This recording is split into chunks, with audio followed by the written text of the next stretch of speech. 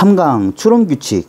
2강에서 배운 게 기호화를 배웠잖아요. 기호화를 시켜놓고 이제 그거를 결론으로 도출하는 방법이에요. 그 첫 번째가 긍정논법이에요. P면 Q이다라고 하는 조건문이 나옵니다. 그리고 전제로 정건이 참이다, P를 줬어요. 이랬을 때 결론은 Q가 반드시 나와야 돼요. P2면 Q이다가 참일 때 P가 참이면 이 첫 번째 케이스밖에 없거든요. 그럼 Q는 뭐가 돼야 돼요? 참이 되어야만 해요. 이래서 Q가 결론으로 도출됩니다. 이게 하나의 추론규칙이에요. 지금 여러분들 문제 풀 때 추론규칙이 몇 개 없다고 했죠. 이걸 알고 계셔야 됩니다. 그래서 모구가 반에서 1등을 하면 아이패드를 받는다. 이걸 기호화로 하면 1등이면 아이패드 혹은 1등이면 패드 이렇게 짧게 쓰셔도 되겠죠. 기호화로 이렇게 푸시고 P 모구가 반에서 1등을 했다. 이게 나왔어. 1등. 그럼 이제 여기까지만 주고 결론은 선택지 1, 2, 3, 4, 5번으로 나오겠죠. 뭘 찍어야 돼요? 긍정논법으로 결론이 도출되는 아이패드를 찾아서 그냥 찍으시면 됩니다. 그래서 이제 문제를 풀 때 이 추론규칙을 다 배우시면 위에 전제 2개만 봐도 본인이 결론 도출해서 그냥 선택지 그거 있는지 찾을 거예요. 선택지랑 논증이랑 왔다 갔다 하면서 찾을 이유가 없어요. P2면 Q이다. 다시 한번 NCS를 잘하면 공기업에 간다.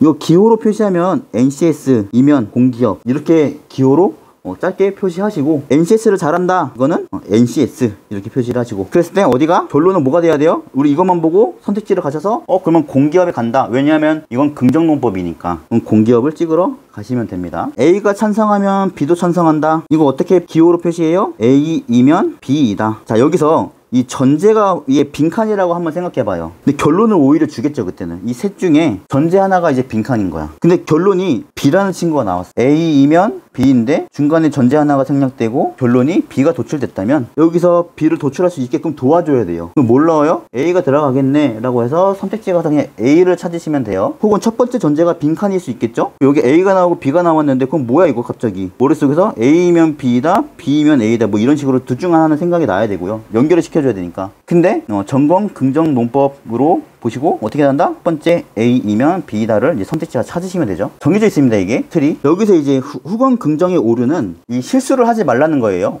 오류니까 안 된다는 뜻이겠죠. 자 보시면 모구가 반에서 1등을 하면 아이패드를 받는다. 이게 있어요.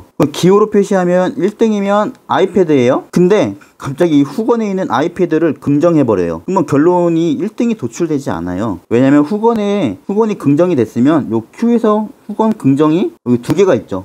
참. 그랬을 때 전건은 어떻게 돼요? 참일 수도 있고 거짓일 수도 있어서 어떤 하나라고 말을 못해요. 그렇기 때문에 이 결론이 도출이 되지 않습니다. 그러니까 긍정을 할 때는 전건을 긍정하셔야 조건문에서 결론이 도출이 돼요. 이거 안 돼요.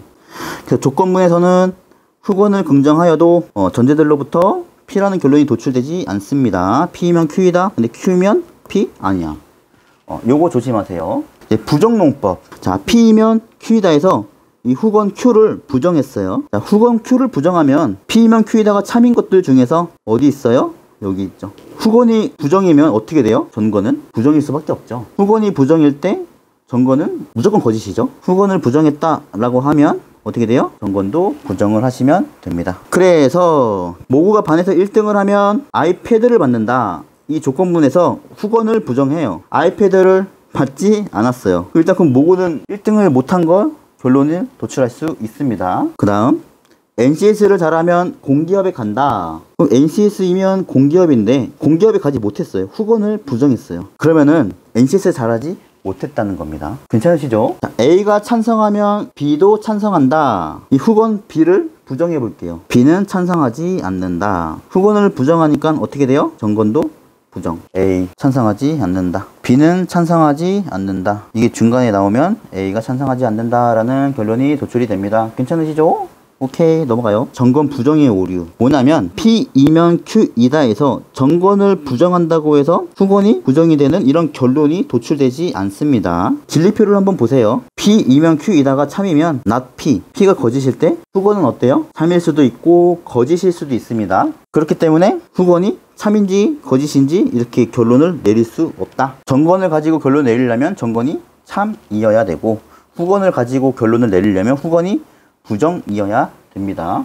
그래서 전건 부정의 오류는 조건문에서 전건을 부정하여도 전제로부터 not Q, 후건이 부정이라는 결론이 도출되지 않습니다. 그리고 3단 논법. 자, P이면 Q이다. Q이면 R이다. 이 전제에서 결론은 어떻게 돼요? 3단도법이죠. P이면 Q가 되는데 Q이면 R이니까 P이면 R이 됩니다. 이런 결론이 도출이 돼요. 이게 3단도법. 모구가 공부를 하면 공기업에 간다. 첫 번째 전제. 두 번째 전제는 모구는 공기업에 가면 여자친구가 생긴다. 옳게 된 전제죠.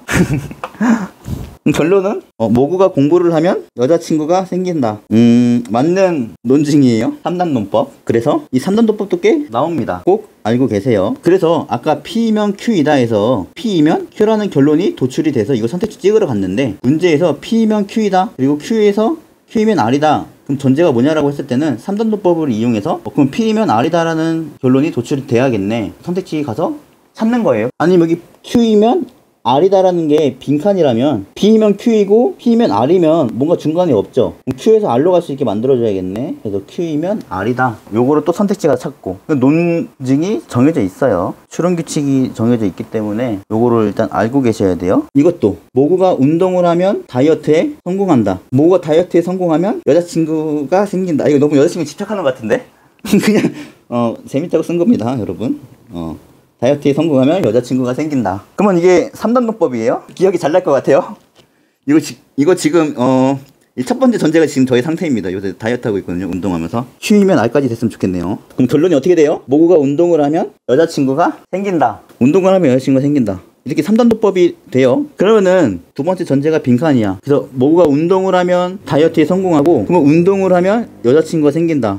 이런 결론을 도출하려면 이제 중간 전제가 뭐가 필요해요? 다이어트에서 운동으로 연결시켜줄, 다이어트를 하면 여자친구가 생긴다. 이게 좀 필요합니다. 오케이, 됐죠? 4번. 이번엔 네 번째 선언 논법입니다. 이 선언이 참이 되기 위해서는 어느 한쪽이 반드시 참이어야 됩니다. 앞에서 했죠. 이 진리표 봤어요. 앞에서 얘가 거짓일 때는 둘 다 PQ가 거짓일 때고 P, 5월 Q가 참일 때는 둘 중 하나만 참이면 됩니다. 한번 볼까요? 밑에 P, 5월 Q. 모구는 공기업을 가거나 사기업을 간다. 그리고 전제 두 번째는 모구는 사기업을 가지 않았다.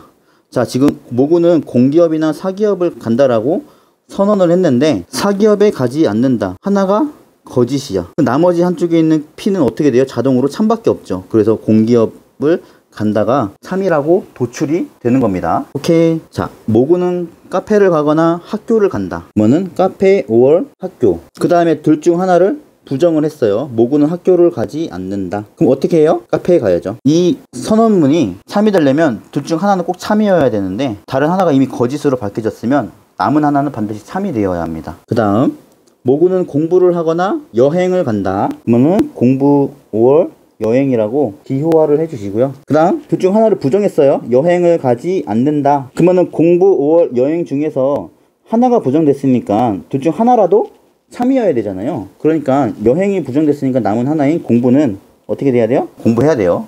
여행을 안 갈 거면 공부라도 해야 됩니다. 이렇게. 오케이. 또 있네. A가 참석하거나 B가 참석한다. 그럼 A, 5월 B가 될 텐데 B가 참석하지 않는데요. 선언에서는 둘 중 하나는 참이 되어야 되는데 이미 B가 부정이 됐어요. 그럼 결론은 어떻게 돼요? A가 참석한다가 되죠. 결론이 이렇게 도출이 됩니다. 오케이. 자, 여기서도 이제 오류가 있어요. 선언 3단 논법의 오류. P, 5월 Q. A가 참석하거나 B가 참석한다 이렇게 되어 있는데 두 번째 전제가 B가 참석한다가 나왔어요. 그럼 결론이 A가 참석한다가 도출되지 않습니다. P, 5월 Q에서 참인 경우에서 B가 참석한다. 그러면 Q가 참일 때 P는 어떻게 돼요? 참일 수도 있고 거짓일 수도 있어요. 그래서 선언에서는 둘 중 하나가 부정이 되었을 때 나머지가 참이라고 볼 수 있는 거예요. 오류는 그냥 이런 식의 추론은 하면 안 된다는 거예요.